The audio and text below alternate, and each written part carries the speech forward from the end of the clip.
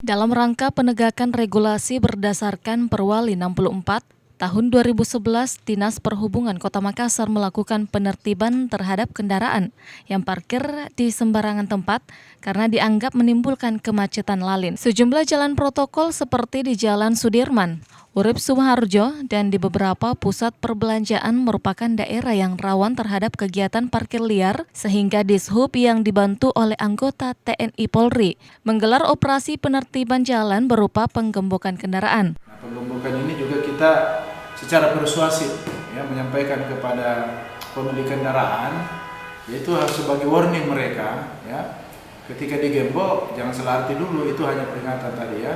Jadi ketika ada kita berikan peringatan supaya dia membuat surat keterangan untuk tidak melakukan lagi parkir di sembarang tempat tidak sesuai. Jasman Launtu menambahkan telah memberikan sosialisasi secara persuasif kepada pengendara yang tidak taat aturan sebagai peringatan untuk menghindari parkir di tempat yang menjadi titik sentral jalanan.